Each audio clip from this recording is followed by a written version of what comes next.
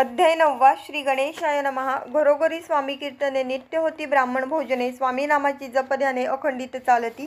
दिगंतरी गाजली ख्याती कामना धरुणी चित्ती। बहुत लोक दर्शनायती अक्कलकोट नगरात। ब्राह्मण क्षत्रिय वैशाधिक शूद्र आणि अनामिक पारसी यवन भाविक दर्शनायती धावणी। यात्रेची गर्दी भारी सदा आनंदमय नगरी। साधू संत ब्रह्मचारी फकीर संन्यासी येती पै।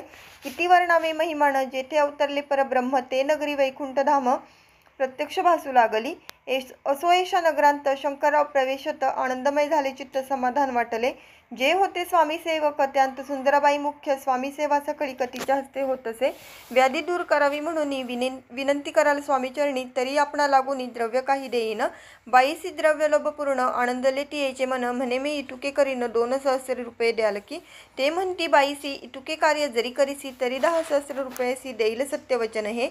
बाई विस्मित झाली अंतरी ती म्हणे हे सत्य जरी तरी उदक घेऊनी करी संकल्प आपण सोडावा।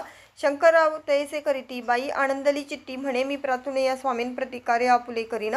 बाई स्वामींसी बोले वचन हे गृहस्थ थोरकुलीन परिपूर्व कर्मे या लागून ब्रह्मसंबंध पीडितो। आता कृपा करोनी मुक्त करावे व्याधीपासूनी। ऐसे एकता वरदानी समर्थ तेथुनी उठले।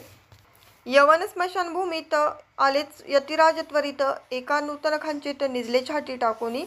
सेवेकरी शंकररावांसी म्हणती लीला करुणेशी। चुकविले तुमच्या मरणासी निश्चय मानसी धरावा। शंकररावे त्या दिवशी खाणा दिदला फकीरांसी। आणि शेकणूर दीर्घ्यासी एक कफनी चढविली। मग काही दिवस लोटत स्वामीराज आज्ञापित बारीक वांटुनी निंबपत्र 10 मिरे त्यांत घालावी।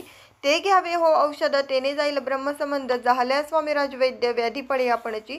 प्रकृतीस आराम पडला राव गेले स्वनगराला। काही मास लोटता याला ब्रह्मसंबंधे सोडिले।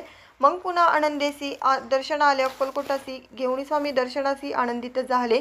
म्हणती व्याधी गेल्यानंतर रुपये देईन 10 सहस्र। ऐसा केला निर्धार त्याचे काय करावे। महाराज आज्ञापिती गावाबाहेर आहे मारुती। तेथे चुने गच्ची निश्चिती मठ तुम्ही बांधावा। ऐशा एकांत स्थानी राहणार नाही कोणी। ऐसी विनंती स्वामी चरणी कारभारी करतात ती। सर्वानुमते तेथेची मठ बांधिला चुने गच्ची। कीर्ती शंकररावांची अजरामर राहिली।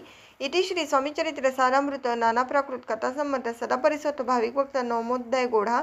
श्री स्वामी राजार्पणमस्तु शुभम भवतु श्रीरस्तु।